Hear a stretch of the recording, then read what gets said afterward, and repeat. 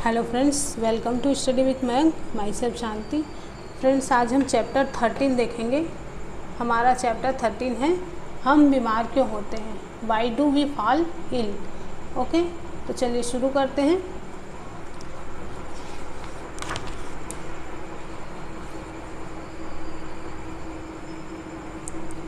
Friends, जो मानव समुदाय है उसमें स्वास्थ्य और रोग एक बहुत ही जटिल समस्या है, जिसके लिए एक दूसरे से संबंधित बहुत सारे जो कारक हैं वो उत्तरदायी हैं, है ना। हम ये भी अनुभव करते हैं कि स्वास्थ्य और रोग का अर्थ मतलब खुद ब खुद बहुत जटिल है। जब हम पूछते हैं कि बीमारियों के क्या कारण हैं और इसकी रोकथाम कैसे होगी, तो हमें इन अवधारणाओं के अर्थ जानने होंगे। ओके, तो हम जानते हैं कि कोशिकाएं सजीवों की मौलिक इकाई हैं। कोशिकाएं विभिन्न प्रकार के रासायनिक पदार्थों जैसे प्रोटीन, कार्बोहाइड्रेट, वसा और लिपिड आदि से बनी होती हैं, है ना। फिर भी हम जैसे इनके डायग्राम देखते हैं, चित्र देखते हैं, उनमें तो ये स्थिर दिखाई देती हैं, लेकिन इनमें काफ़ी सक्रियता पाई जाती है। कैसे? तो इनके अंदर कुछ न कुछ क्रियाएं सदैव होती रहती हैं, है ना। कोशिकाएं एक स्थान से दूसरे स्थान को गतिशील रहती हैं। यहाँ तक कि जिन कोशिकाओं में गति नहीं होती उनमें भी कुछ न कुछ मरम्मत का कार्य चलता ही रहता है ना। तो नई नई कोशिकाएं बनती रहती हैं। हमारे अंगों और ऊतकों में बहुत सी विशिष्ट क्रियाएं चलती रहती हैं, जैसे हृदय धड़कता रहता है, फेफड़े सांस लेते हैं और वृक्क में निस्पंदन मतलब छनने की क्रिया से मूत्र बनता है ना। और मस्तिष्क क्या करता है, तो ये सोचता है, ठीक है। तो ये सभी क्रियाएं एक दूसरे से संबंधित हैं। अब और उदाहरण देख लें कि यदि वृक्क में मतलब किडनी में छनने की क्रिया ना हो तो विषैले पदार्थ हमारे शरीर में एकत्र हो जाएंगे और इस परिस्थिति में मस्तिष्क ठीक प्रकार से सोच नहीं सकेगा और इन सभी पारस्परिक क्रियाओं को करने के लिए ऊर्जा और कच्चे पदार्थों की आवश्यकता होती है। और ये कच्चे पदार्थ हमारे शरीर को बाहर से प्राप्त होते हैं, मतलब कोशिकाओं और ऊतकों को कार्य करने के लिए भोजन की आवश्यकता होती है। ऐसा कोई भी कारक जो कोशिकाओं और ऊतकों को उचित प्रकार से कार्य करने से रोकता है वो हमारे शरीर की समुचित क्रिया में कमी का कारण होता है, ठीक है। तो फ्रेंड्स, इन सभी तथ्यों को ध्यान में रखकर हम स्वास्थ्य और रोग की अवधारणाओं को समझेंगे। तो चलिए शुरू करते हैं। 13.1 स्वास्थ्य तथा इसका बिगड़ना। अब इसके अंदर हम देखेंगे 13.1 का 1 स्वास्थ्य का महत्व या सार्थकता। तो फ्रेंड्स, हम सभी ने स्वास्थ्य शब्द को सुना है और इस शब्द का प्रयोग भी हम प्रायः करते हैं। जैसे कि हम कहते हैं कि मान लो मेरी दादी का स्वास्थ्य अच्छा नहीं है ना। या फिर कभी कभी लोगों को कहते हुए सुनते हैं कि मान लो आपके टीचर, आप स्कूल में रहे होंगे तो टीचर आपके कहते होंगे कि आपकी अभिवृत्ति स्वस्थ नहीं है ना। इस स्वास्थ्य शब्द का अर्थ क्या है? यदि हम इस विषय पर विचार करें तो हमें मतलब ज्ञात होगा कि इसका अर्थ अच्छा रहने से है। मतलब हम मतलब इस अच्छेपन का अर्थ प्रभावी कार्य करना है।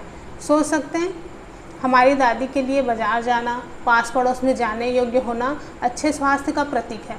और यदि वे मतलब ये जो काम है उनके दैनिक कार्य हैं वो करने योग्य नहीं है तो हम कह सकते हैं कि उनका स्वास्थ्य अच्छा नहीं है, ठीक है।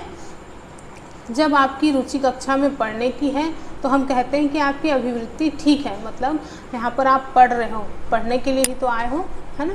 तो अगर आपका मन लगता है तो हम कहेंगे कि आपकी अभिवृत्ति ठीक है। और यदि पढ़ने की रुचि नहीं है तो हम कहते हैं कि आपकी अभिवृत्ति स्वस्थ नहीं है, ठीक है।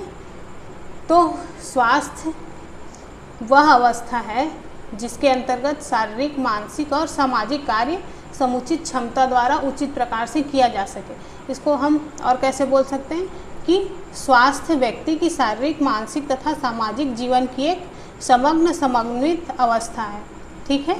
मैंने जो इतना अभी आपको समझाया है उसका निष्कर्ष क्या निकला कि स्वास्थ्य व्यक्ति की शारीरिक, मानसिक और सामाजिक जीवन की एक समग्र समन्वित अवस्था है, ठीक है। चलिए अब देखते हैं 13.1 का 2 व्यक्तिगत तथा सामुदायिक समस्याएं दोनों ही स्वास्थ्य को प्रभावित करती हैं। तो स्वास्थ्य किसी व्यक्ति की शारीरिक, मानसिक और सामाजिक जीवन क्षमता की पूर्ण रूपेण समन्वित स्थिति है।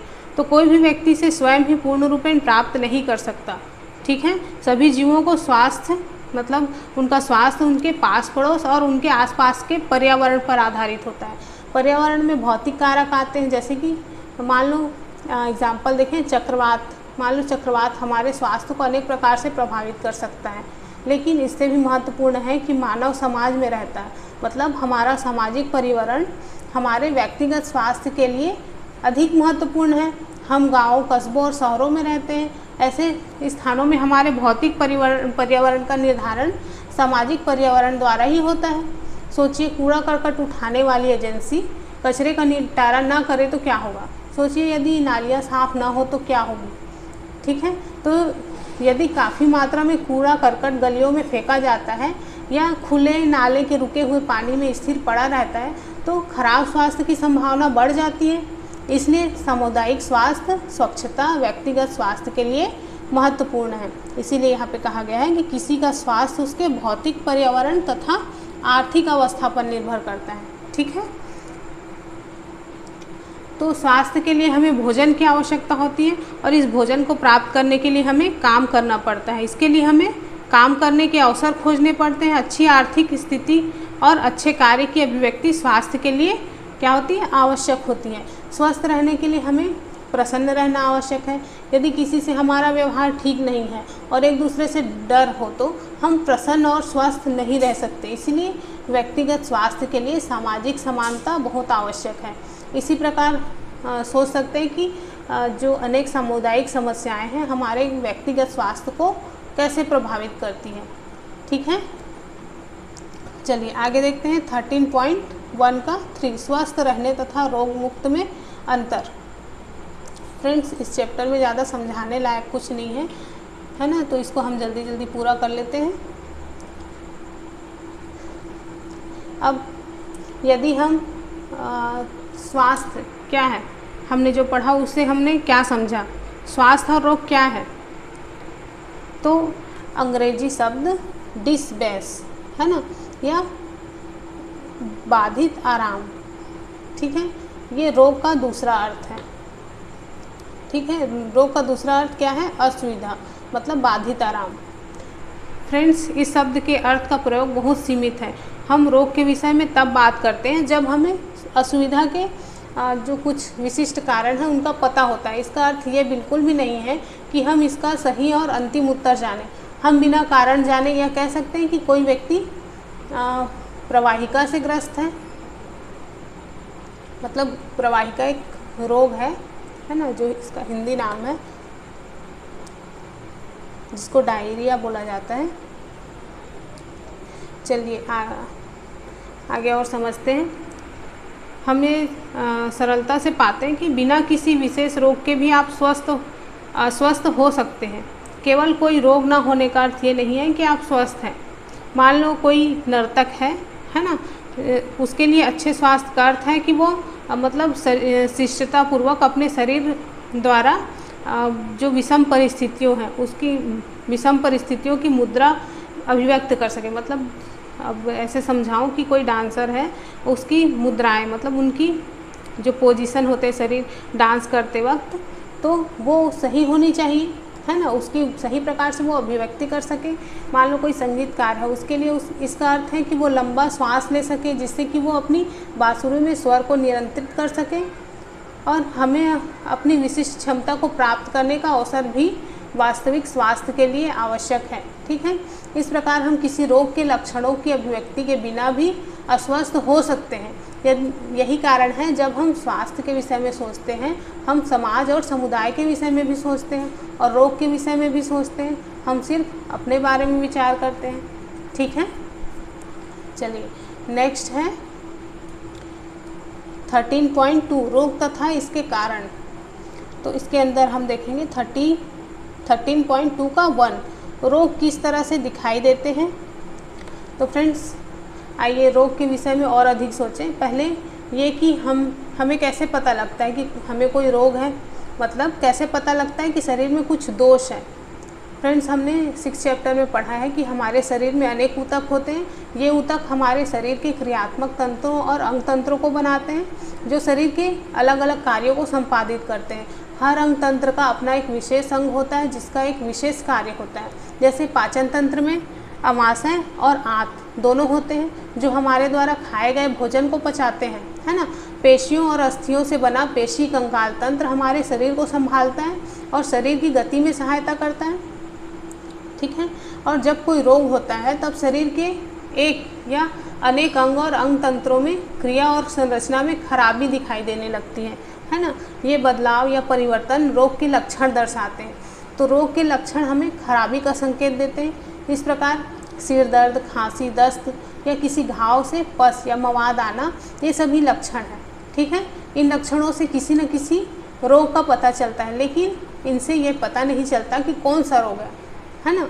तो जैसे एग्जाम्पल के लिए देखिए, सिर दर्द का कारण कभी कभी परीक्षा का भय या इसका अर्थ मस्तिष्क का शोथ, जिसको मेनिंजाइटिस बोला जाता है, होना, या फिर दर्जनों बहुत सारी बीमारियां हैं जिनमें से एक सिर दर्द का कारण हो सकता है ना।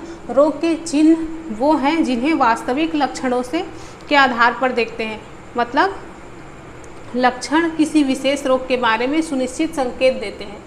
ओके, तो चिकित्सक रोग के सही कारण को जानने के लिए प्रयोगशाला में कुछ परीक्षण भी करवाते हैं, है ना, जिससे हमको पता चलता है कि कौन सा रोग हुआ है। 13.2 का 2, तीव्र मतलब प्रचंड अथवा दीर्घकालिक रोग, ठीक है। तो रोगों की अभिव्यक्ति अलग अलग हो सकती है और कई कारकों पर निर्भर करती है। इनमें सबसे जो स्पष्ट कारक है जिससे रोग का पता चलता है वो है अवधि, मतलब समय। कुछ रोगों की अवधि कम होती है जिन्हें तीव्र रोग कहते हैं। हम सभी ने अनुभव किया है कि खांसी जुकाम बहुत कम अवधि तक रहते हैं, और ऐसे बहुत सारे रोग हैं जो लंबी अवधि तक या जीवन पर्यंत रहते हैं। ऐसे रोगों को दीर्घकालिक रोग कहते हैं, ठीक है। तो इसका एक एग्जाम्पल है एलिफेंटाइटिस, है ना, या फील पाँव रोग। ये भारत के कुछ क्षेत्रों में बहुत आम है, जैसे कि साउथ में, है ना। तो रोगों की अवधि के आधार पर इसे तीव्र या दीर्घकालिक 2 वर्गों में विभाजित कर सकते हैं। ओके, चलिए आगे देखते हैं। 13.2 का 3, दीर्घकालिक रोग तथा अस्वस्थता। फ्रेंड्स, जैसा कि हम कल्पना कर सकते हैं कि तीव्र तथा दीर्घकालिक रोगों के हमारे स्वास्थ्य पर अलग अलग प्रभाव होते हैं, भिन्न भिन्न प्रभाव होते हैं। कोई भी रोग जो हमारे शरीर के किसी भी भाग के कार्य को प्रभावित करता है तो वो हमारे सामान्य स्वास्थ्य को भी प्रभावित करेगा, क्योंकि सामान्य स्वास्थ्य के लिए शरीर के सभी अंगों का समुचित कार्य करना आवश्यक है। लेकिन तीव्र रोग जो बहुत कम समय तक रहता है उसे सामान्य स्वास्थ्य को प्रभावित करने का समय ही नहीं मिलता, लेकिन दीर्घकालिक रोग हमारे स्वास्थ्य को प्रभावित कर सकते हैं, है ना। कैसे? तो एग्जाम्पल देखते हैं। मान लो खांसी जुकाम के विषय में सोचें, जो हम सभी को प्रायः होते रहते हैं। हम में से अधिकांश लगभग 1 सप्ताह में ठीक हो जाते हैं और हमारे स्वास्थ्य पर इसका कोई कुप्रभाव नहीं पड़ता। पर है ना, खांसी जुकाम के कारण हमारा वज़न भी कम नहीं होता, हमारी सांस भी नहीं फूलती, हम सदैव थकान भी महसूस नहीं करते। लेकिन यदि हम दीर्घकालिक रोग जैसे फेफड़ों के क्षय रोग, है ना, टीबी बोलते हैं जिसको, अगर उससे संक्रमित हो जाएं तो कई वर्षों तक बीमार होने के कारण वज़न कम हो जाता है और हम हर समय थकान महसूस करते हैं। यदि आप तीव्र रोग से पीड़ित हैं तो आप कुछ दिनों के लिए मतलब आपका जो काम है ना, आपका जो दैनिक कार्य है उसको नहीं कर सकते। लेकिन यदि दीर्घकालिक रोग से पीड़ित है तो आप तो काम के बारे में सोच भी नहीं सकते, है ना। बहुत कठिनाई होगी आपको और हमारे सीखने की जो क्षमता है वो भी कम हो जाएगी। मतलब हम काफ़ी समय तक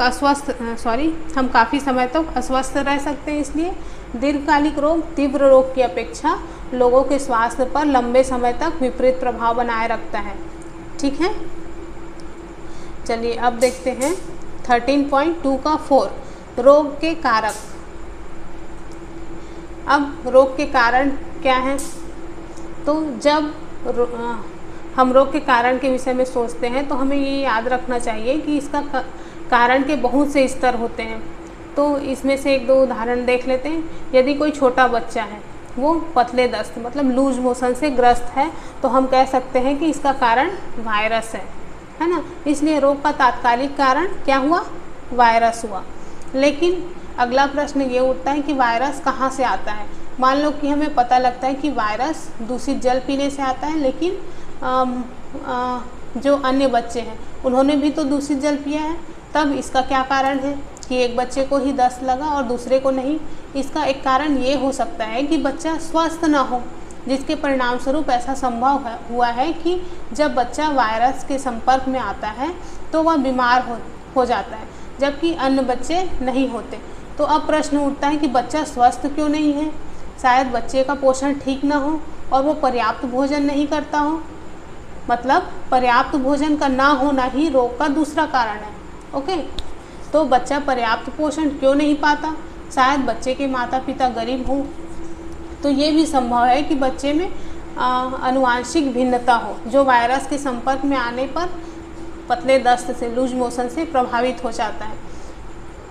तो केवल आनुवांशिक भिन्नता या कम पोषण भी बिना वायरस के पतले दस्त नहीं उत्पन्न कर सकते, लेकिन ये सभी रोग के कारण में सहयोगी बनते हैं।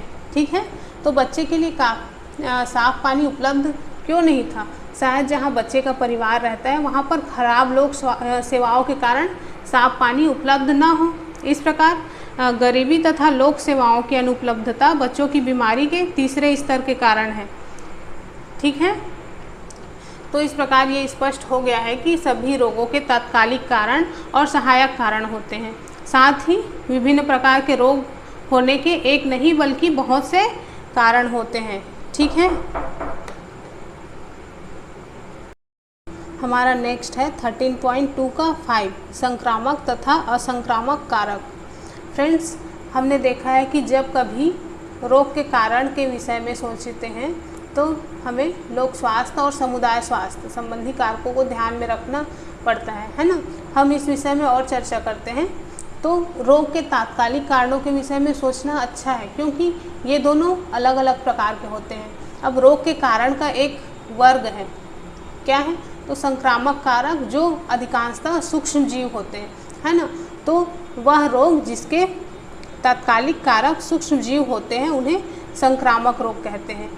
ठीक है, तो इसका कारण यह है कि सूक्ष्म जीव समुदाय में फैल सकते हैं और इसके कारण होने वाला रोग भी इनके साथ फैल जाता है। ओके, तो दूसरी तरफ कुछ रोग ऐसे होते हैं जो संक्रामक कारकों द्वारा नहीं होते और उनके कारक भिन्न होते हैं, है ना, लेकिन वे बाहरी कारक जो सूक्ष्म जीव नहीं होते वे समुदाय में फैल सकते हैं, जबकि ये मतलब आंतरिक और असंक्रामक है ना।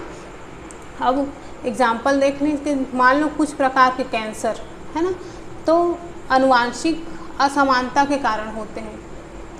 उच्च रक्तचाप मतलब बीपी, हाई बीपी किसके कारण होता है। इसका कारण है अधिक वजन होना या व्यायाम ना करना। आप ऐसे ही और भी रोगों के विषय में सोच सकते हैं जो संक्रामक नहीं हैं।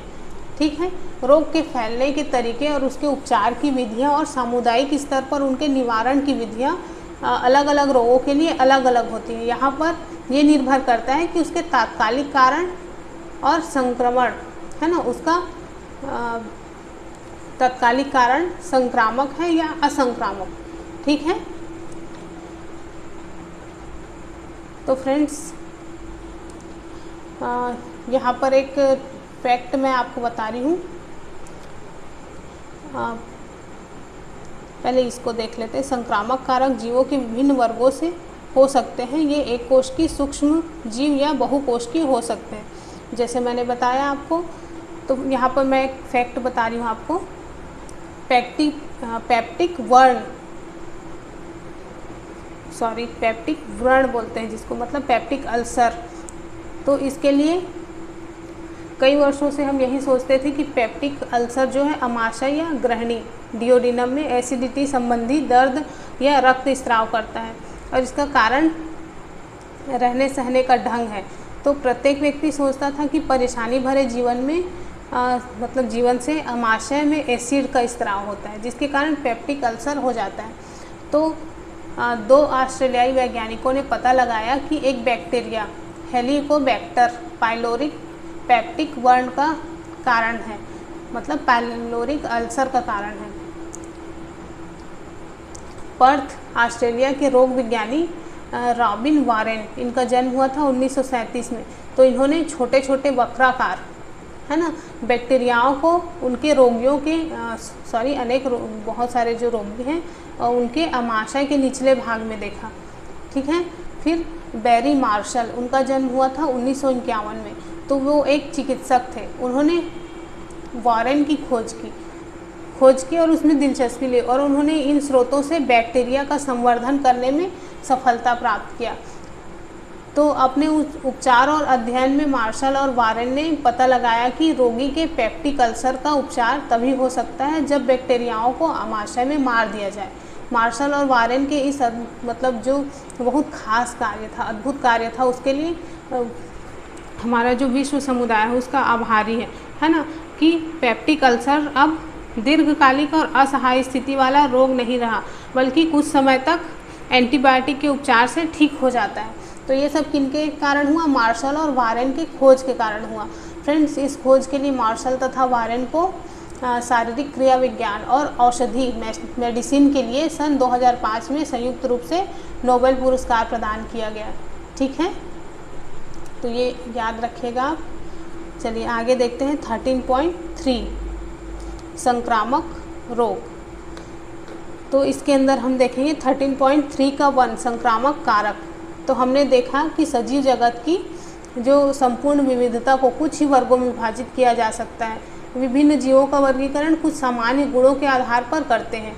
रोग उत्पन्न करने वाले जीव इनमें से अनेक वर्गों में के अंतर्गत आते हैं। उनमें से कुछ वायरस, कुछ बैक्टीरिया, कुछ फंजाई मतलब कवक, कुछ एककोशिक जंतु और कुछ प्रोटोजोआ हैं। कुछ रोग बहुकोशिकीय जीवों जैसे अनेक प्रकार की कृमि से भी होता है ना। तो वायरस से होने वाले रोग क्या हैं? तो सामान्यतः वायरस से खांसी, जुकाम, इन्फ्लुएंजा, डेंगू बुखार और एड्स, है ना, ये सब वायरस के कारण फैलते हैं। कुछ रोग जैसे कि टाइफाइड, हैजा, क्षय रोग और एंथ्रेक्स, ये सब बैक्टीरिया के कारण फैलते हैं। उसी तरह फंजाई या कवक से त्वचा रोग होते हैं और प्रोटोजोआ से मलेरिया तथा कालाजार, है ना, ये रोग होते हैं। और आंत की कृमि, है ना, संक्रमण से के बारे में जानते ही हम। इसी प्रकार फिल पाँव, है ना, फिल पाँव किसके द्वारा होता है? तो ये कृमि के द्वारा होता है। ठीक है, तो कृमि की बहुत सारी स्पीसीज हैं जिसके कारण फिल पाँव होता है। तो फ्रेंड्स, ये क्यों महत्वपूर्ण है कि हम संक्रामक कारकों के इन वर्गों के विषय में सोचते हैं? इसका उत्तर ये है कि ये वर्ग उपचार की विधि निर्धारित करते हैं। इन वर्गों के प्रत्येक सदस्यों के जैविक गुणों में समानता है, जैसे कि वायरस, बैक्टीरिया आदि, है ना। अब एग्जाम्पल लेंगे कि सभी वायरस जो हैं वो परपोषी कोशिकाओं में रहते हैं, लेकिन बैक्टीरिया में ऐसा कम ही होता है। वायरस, बैक्टीरिया और फंजाई में गुणन बहुत तेज़ी से होता है, जबकि तुलनात्मक रूप से कृमि है, वर्म है, उनमें गुणन मंद गति से होता है। तो फ्रेंड्स, वर्गीकरण के अनुसार सभी बैक्टीरिया एक दूसरे से वायरस की अपेक्षा बहुत निकट होते हैं। ऐसा वायरस में भी होता है। इसका अर्थ ये है कि अनेक जैव प्रक्रियाएं सभी बैक्टीरियाओं में समान होती हैं, लेकिन वायरस वर्ग से भिन्न होती हैं। ठीक है, इसके परिणाम स्वरूप औषधि जो किसी वर्ग में किसी एक जैव प्रक्रिया को रोकती है, तो उस वर्ग के अन्य सदस्यों पर भी इसी प्रकार का प्रभाव डालेगी, लेकिन वही औषधि अन्य वर्ग से संबंधित रोगाणुओं पर प्रभाव नहीं डालेगी। क्यों? तो हम एंटीबायोटिक का ही उदाहरण लेते हैं। वो सामान्यतः बैक्टीरिया के महत्वपूर्ण जैव रासायनिक मार्ग को बंद कर देते हैं। अब एक और एग्जाम्पल देखें। इसके अंदर बहुत से बैक्टीरिया अपनी रक्षा के लिए कोशिका भित्ति बना लेते हैं। जैसे बैक्टीरिया जो है अपने चारों ओर आवरण बना लेते हैं, जिसको कोशिका भित्ति कहते हैं। तो पेनिसिलिन एंटीबायोटिक बैक्टीरिया की कोशिका भित्ति बनाने वाली प्रक्रिया को बाधित कर देती है ना। इसके परिणाम स्वरूप बैक्टीरिया कोशिका भित्ति नहीं बना सकते और वे सरलता से मर जाते हैं। मानव की कोशिकाएं कोशिका भित्ति नहीं बना सकती, इसीलिए पेनिसिलिन का प्रभाव हम पर नहीं होता। पेनिसिलिन ऐसे सभी बैक्टीरिया को प्रभावित करेंगे जिनमें कोशिका भित्ति बनाने की प्रक्रिया होती है। इसी प्रकार बहुत से एंटीबायोटिक बैक्टीरिया की अनेक स्पीसीज़ को प्रभावित करते हैं, न कि केवल एक स्पीसीज़ को। ठीक है, लेकिन वायरस में ऐसा मार्ग नहीं होता और यही कारण है कि कोई भी एंटीबायोटिक वायरस संक्रमण पर प्रभावकारी नहीं है। यदि हम खांसी जुकाम से ग्रस्त हैं तो एंटीबायोटिक लेने से रोग की तीव्रता और उसकी समय अवधि कम नहीं होती। फिर यदि वायरस संक्रमित खांसी जुकाम के साथ बैक्टीरिया संक्रमण से होता है तब एंटीबायोटिक का उपयोग लाभदायक होगा, लेकिन फिर भी एंटीबायोटिक बैक्टीरिया संक्रमण पर ही उपयोगी होगा, न कि वायरस संक्रमण पर। ओके, तो यहाँ पर हम कुछ देखते हैं स्टेफाइलोकोकाई बैक्टीरिया। तो यहाँ पे बैक्टीरिया है, ये स्टेफाइलोकोकाई बैक्टीरिया ये मुहासे का कारक है। प्रोटोजोआ ट्रिपेनोसोमा ये निद्रालु व्याधि मतलब स्लीपिंग सिकनेस, ठीक है। लिस्मानिया कालाजार, गोलकृमि एस्केरिस ल्यूम्बोकार्डिस जो कि छोटी आंत में रहता है, ठीक है। चलिए अब आगे देखते हैं 13.3 का 2 रोग फैलने के साधन। तो संक्रामक रोग कैसे फैलते हैं फ्रेंड्स? बहुत से सूक्ष्मजीवी कारक रोगी से अन्य स्वस्थ जो मनुष्य हैं उन तक विभिन्न तरीकों से फैलते हैं, मतलब वे संचरित हो सकते हैं और इन्हें संचारी रोग भी कहते हैं, ठीक है। जो रोग एक दूसरे में संचरित होते हैं एक से दूसरे में, उसे संचारी रोग भी कहते हैं, ठीक है। तो ऐसे रोगों के सूक्ष्मजीव हवा द्वारा फैलते हैं। यहाँ पे लिखा है संक्रामक कारक वायु, जल, शारीरिक संपर्क अथवा रोगवाहक द्वारा फैलते हैं। मतलब सूक्ष्मजीव हवा द्वारा फैलते हैं। ऐसा तब होता है जब रोगी मनुष्य छींकता है या खांसी करता है, उस समय छोटे छोटे बूंदक मतलब ड्रॉपलेट्स बाहर निकलते हैं। जब उनके पास कोई अन्य व्यक्ति हो तो श्वास द्वारा ये बूंदक मतलब ये ड्रॉपलेट्स उनके शरीर में प्रवेश कर जाता है। इससे सूक्ष्मजीवों को नए संक्रमण करने का अवसर मिल जाता है। वायु द्वारा फैलने वाले रोगों के उदाहरण जैसे कि खांसी जुकाम, निमोनिया और क्षय रोग हैं, ठीक है। क्षय रोग मतलब टीबी को ही क्षय रोग बोला जाता है।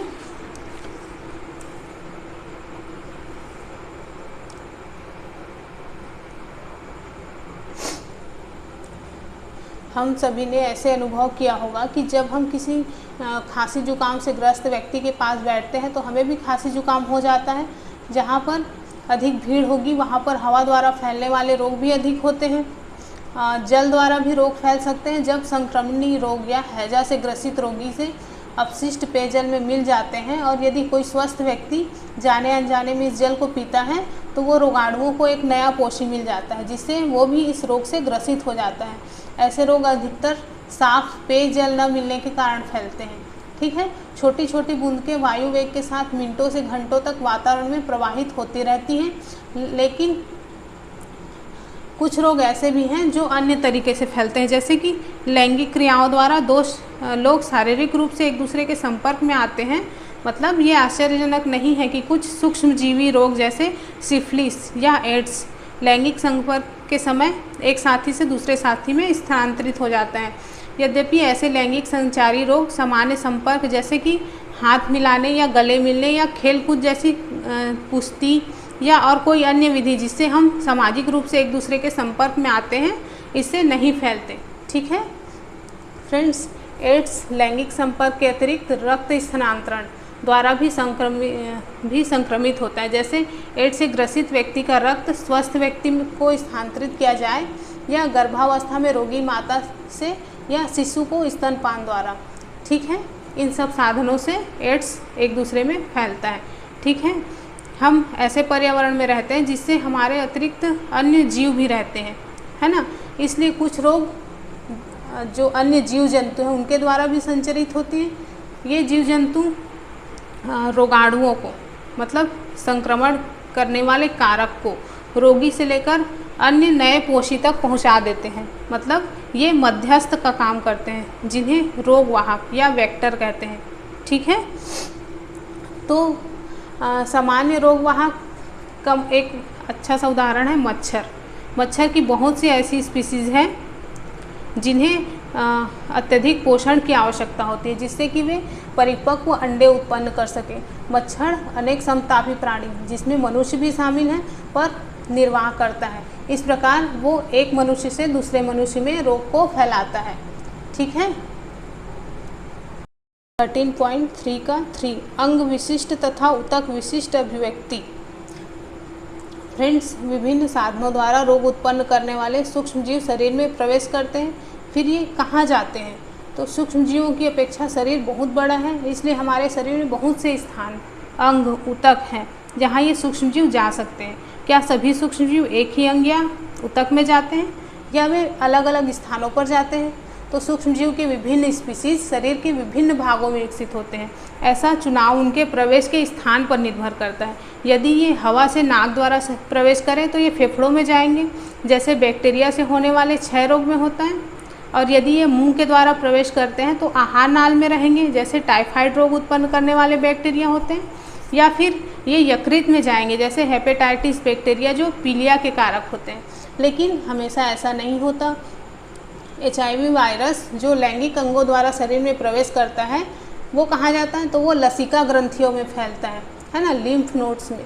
मलेरिया उत्पन्न करने वाले सूक्ष्म जीव जो मच्छर के काटने से शरीर में प्रवेश करते हैं वे यकृत में जाते हैं। उसके बाद लाल रुधिर कोशिकाओं में जाते हैं। इसी प्रकार जापानी मस्तिष्क ज्वर उत्पन्न करने वाला वायरस भी मच्छर के काटने से शरीर में पहुंचता है, लेकिन ये मस्तिष्क को संक्रमित करता है ना। तो जिस ऊतक या अंग पर सूक्ष्म जीव आक्रमण करता है, रोग के लक्षण या चिन्ह उसी पर निर्भर करते हैं। यदि फेफड़े पर आक्रमण होता है तब लक्षण खांसी या कम सांस आना होंगे। यदि यकृत पर आक्रमण होता है तब पीलिया होगा। यदि मस्तिष्क पर आक्रमण होता है तब सिर दर्द, उल्टी आना, चक्कर या बेहोशी का आना होगा। यदि हम जानते हो कि कौन से ऊतक या अंग पर आक्रमण हुआ है और उसके क्या कार्य हैं, तो हम संक्रमण के चिन्ह और लक्षण का अनुमान लगा सकते हैं। तो संक्रामक रोगों के ऊतक विशिष्ट प्रभाव के अलावा अनेक अन्य सामान्य प्रभाव भी होते हैं। इनके अधिकांश सामान्य प्रभाव इस प्रकार निर्भर करते हैं कि संक्रमण से शरीर का प्रतिरक्षा तंत्र क्रियाशील हो जाए और एक सक्रिय प्रतिरक्षा तंत्र प्रभावित ऊतक के चारों ओर रोग उत्पन्न करने वाले सूक्ष्म जीवों को मारने के लिए अनेक कोशिकाएं बना देता है ना। नई कोशिकाओं के बनने के प्रक्रम को शोथ कहते हैं। शोथ मतलब वहाँ पर सूजन हो जाना। इस प्रक्रम में के अंतर्गत स्थानीय प्रभाव जैसे फूलना या दर्द होना और सामान्य प्रभाव जैसे बुखार होते हैं। ठीक है। कुछ मामलों में संक्रमण के विशिष्ट ऊतक बहुत सामान्य प्रभाव को लक्षित करते हैं, जैसे कि HIV संक्रमण में वायरस प्रतिरक्षा तंत्र में जाते हैं और इसके कार्य को नष्ट कर देते हैं। इस प्रकार HIV एड्स से बहुत से प्रभाव इसलिए होते हैं क्योंकि हमारा शरीर प्रतिदिन होने वाले छोटे छोटे संक्रमण का मुकाबला नहीं कर पाता। हल्की खांसी जुकाम से भी निमोनिया हो सकता है। इसी प्रकार आहार नाल के संक्रमण से रुधिर युक्त प्रवाहिका हो सकती है। इसलिए ये अन्य संक्रमण ही HIV एड्स के रोगी के मृत्यु के कारण बनते हैं। ठीक है। हमें ये भी स्मरण रखना आवश्यक है कि रोग की तीव्रता की अभिव्यक्ति शरीर में स्थित सूक्ष्मजीवों की संख्या पर निर्भर करती है। यदि सूक्ष्मजीव की संख्या बहुत कम है तो रोग की अभिव्यक्ति भी कम होगी। यदि उसी सूक्ष्मजीव की संख्या अधिक होगी तो रोग की अभिव्यक्ति इतनी तीव्र होगी कि जीवन को भी खतरा हो सकता है ना। प्रतिरक्षा तंत्र एक प्रमुख कारक है जो शरीर में जीवित सूक्ष्मजीवों की संख्या को निर्धारित करता है। फ्रेंड्स, इस विषय में हम इस अध्याय के लास्ट में पढ़ेंगे। ठीक है। तो चलिए आगे देखते हैं। 13.3 का 4 उपचार के नियम। रोग का निवारण उपचार से अच्छा है। फ्रेंड्स, जब आप बीमार हो जाते हैं तो आपके घर के सदस्य क्या करते हैं? क्या आपने कभी सोचा है कि आप कुछ समय सोने के बाद अच्छा क्यों अनुभव करते हैं? उपचार में दवाई का उपयोग कब करते हैं? तो अब तक के हमने इस चैप्टर में जितना भी पढ़ा उस ज्ञान के आधार पर ऐसा लगता है कि संक्रामक रोगों के उपचार के 2 उपाय हैं। एक तो ये है कि रोग के प्रभाव को कम कर दें और दूसरा रोग के कारण को समाप्त कर दें। तो पहले उपाय के लिए हम ऐसा उपचार करते हैं जिससे लक्षण कम हो जाते हैं, सिम्टम जो हैं वो कम हो जाते हैं। लक्षण प्रायः क्या है? इन्फ्लेमेशन मतलब शोथ के कारण होते हैं। अब उदाहरण के लिए हम बुखार, दर्द या दस्त को कम करने के लिए दवाई का उपयोग करते हैं। हम आराम कर ऊर्जा का संरक्षण कर सकते हैं जो हमारे स्वस्थ होने में सहायक होगी, है ना। लेकिन इस प्रकार के लक्षण आधारित उपचार स्वयं में संक्रामक सूक्ष्मजीवों को समाप्त नहीं करेंगे और रोग ठीक नहीं होंगे। इसके लिए हमें सूक्ष्मजीवों को मारना ही पड़ेगा। तो हम सूक्ष्मजीवों को कैसे मारते हैं? सूक्ष्मजीवों को मारने की एक विधि है औषधियों का उपयोग करना, है ना। हम पहले ही पढ़ चुके हैं कि सूक्ष्मजीव विभिन्न वर्गों में आते हैं। ये हैं वायरस, बैक्टीरिया, फंजाई या प्रोटोजोआ, है ना। जीवों के प्रत्येक वर्ग में कुछ आवश्यक जैव प्रक्रियाएं होंगी जो इस वर्ग के लिए विशिष्ट होंगी और अन्य वर्ग में नहीं होंगी। ये प्रक्रियाएं नए पदार्थ बनाने के विभिन्न चरण या श्वसन हो सकते हैं, ठीक है। तो इन मार्गों का उपयोग हम नहीं करते। उदाहरण के लिए हमारी जो कोशिकाएं हैं ऐसे प्रक्रम से नए पदार्थ बना सकती हैं जो बैक्टीरिया के प्रक्रम से भिन्न हो। हमें ऐसी औषधि का उपयोग करना है जो हमारे शरीर को प्रभावित किए बिना ही बैक्टीरिया के संश्लेषी मार्ग को रोक सके। ऐसे एंटीबायोटिक से संभव होता है, ठीक है। इसी प्रकार कुछ ऐसी औषधियाँ हैं जो मलेरिया के परजीवी प्रोटोजोआ को मारती हैं। फ्रेंड्स, एंटीवायरल औषधि का बनाना एंटीबैक्टीरियल औषधि के बनाने की अपेक्षा कठिन है। इसका कारण यह है कि बैक्टीरिया में अपनी जैव रासायनिक प्रणाली होती है जबकि वायरस में अपनी जैव रासायनिक प्रणाली बहुत कम होती है। वायरस हमारे शरीर में प्रवेश करते हैं और अपनी जीवन प्रक्रिया के लिए हमारी मशीनरी का उपयोग करते हैं। इसका अर्थ ये है कि आक्रमण करने के लिए अपेक्षाकृत कम वायरस विशिष्ट लक्ष्य होते हैं। इन सीमाओं के बावजूद अब प्रभावशाली एंटीवायरल औषधियाँ भी उपलब्ध हैं। एग्जाम्पल के लिए HIV संक्रमण को नियंत्रित करने की औषधि, है ना, जो बनाई जा चुकी है, मतलब नियंत्रित कर सकते, पूरी तरह से ख़त्म तो नहीं किया जा सकता उसको, पर नियंत्रित किया जा सकता है, ठीक है। चलिए अब देखते हैं 13.3 का 5 निवारण के सिद्धांत। संक्रामक रोगों का निवारण जन स्वास्थ्य स्वच्छता विधियों द्वारा किया जा सकता है जिससे संक्रामक कारक कम हो जाते हैं। फ्रेंड्स, अभी तक हमने ये पढ़ा कि किसी व्यक्ति में कोई रोग है तो संक्रमण से कैसे छुटकारा मिल सकता है। संक्रामक रोगों से छुटकारा पाने की 3 सीमाएं, मतलब 3 कठिनाइयां हैं।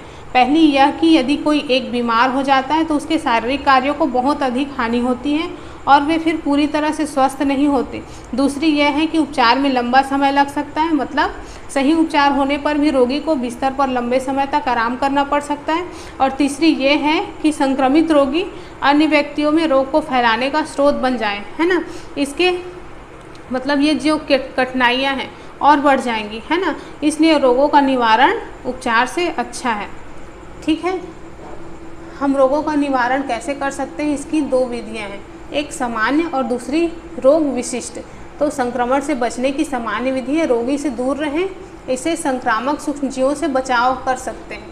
यदि हम उनके फैलने की विधियों को जानते हैं तो हमें बहुत अधिक सुगमता होगी। जैसे वातोड़, मतलब वायु द्वारा फैलने वाले सूक्ष्मजीवों से बचाव के लिए हम खुले स्थानों में रहें और भीड़ भरे स्थानों पर न जाएं। जलोढ़, मतलब जल द्वारा फैलने वाले, तो सूक्ष्मजीवों से बचने के लिए हम साफ जल पिएं। इसके लिए आप पानी में स्थित सूक्ष्मजीवों को मारने के उपाय कर सकते हैं। रोगवाहक सूक्ष्मजीवों से बचने के लिए हमें साफ पर्यावरण में रहना चाहिए। ऐसे वातावरण में मच्छर उत्पन्न नहीं होते, मतलब संक्रामक रोगों से बचने के लिए स्वच्छता आवश्यक है ना। पर्यावरण से संबंधित विषयों के अलावा संक्रामक रोगों से बचने के और भी अन्य सामान्य नियम हैं।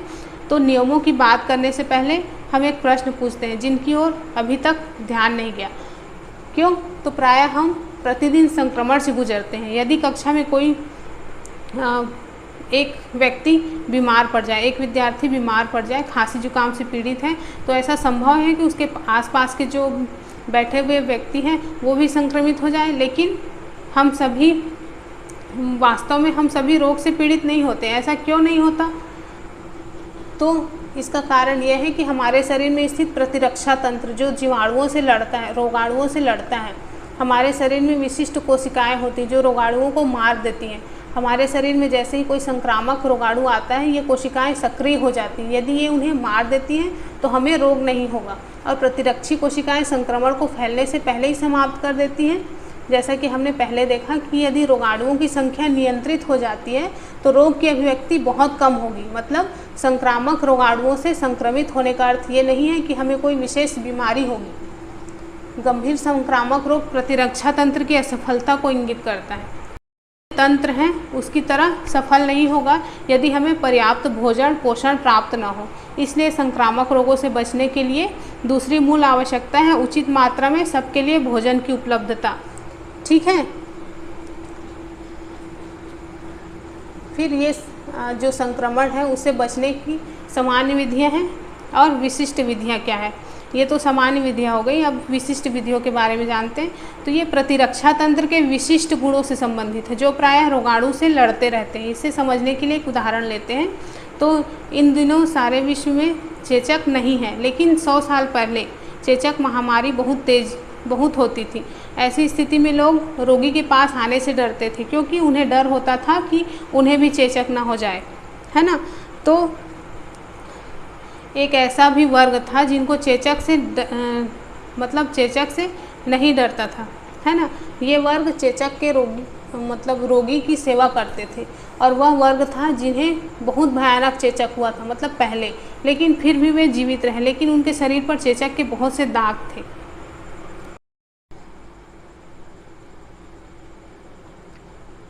यदि आपको एक बार चेचक हो जाए तो आपको चेचक रोग पुनः होने की संभावना नहीं होती। इसलिए एक बार रोग होने पर उसी रोग से बचने की यह एक विधि है। ठीक है, ऐसा इसलिए होता है कि जब रोगाणु प्रतिरक्षा तंत्र पर पहली बार आक्रमण करते हैं तो प्रतिरक्षा तंत्र रोगाणुओं के प्रति क्रिया करता है और फिर इसका विशिष्ट रूप से स्मरण कर लेता है, उनकी मेमोरी में स्टोर हो जाती है। इस प्रकार जब वो रोगाणु या उससे मिलता जुलता रोगाणु संपर्क में आता है तो पूरी शक्ति से उसे नष्ट कर देता है। इससे पहले संक्रमण की अपेक्षा दूसरा संक्रमण बहुत ही शीघ्रता से समाप्त हो जाता है। तो ये प्रतिरक्षाकरण के नियम का आधार है। ठीक है, हम कह सकते हैं कि टीकाकरण का सामान्य नियम यह है कि शरीर में विशिष्ट संक्रमण प्रविष्ट कराकर प्रतिरक्षा तंत्र को मूर्ख बनाया जा सकता है। ठीक है, वह उन रोगाणुओं की नकल करता है जो टीके के द्वारा शरीर में पहुंचते हैं। ये वास्तव में रोग नहीं करते, लेकिन वास्तव में रोग करने वाले रोगाणुओं को उसके बाद रोग करने से रोकते हैं। ठीक है, तो ऐसे बहुत से टीके आजकल उपलब्ध हैं जो संक्रामक रोगों का निवारण करते हैं और रोग निवारण का विशिष्ट साधन प्रदान करते हैं, जैसे टेटनस, डिप्थीरिया, कुकुर खांसी, चेचक, पोलियो आदि के टीके उपलब्ध हैं। ये बच्चों की संक्रामक रोगों से रक्षा करने के लिए सरकारी स्वास्थ्य कार्यक्रम में उपलब्ध होते हैं। ऐसे कार्यक्रम तभी सफल होते हैं जबकि ऐसी स्वास्थ्य सुविधाएं हो, है ना, सभी बच्चों को प्राप्त हो। क्या आप इसका कारण सोच सकते हैं कि ऐसा क्यों होना चाहिए?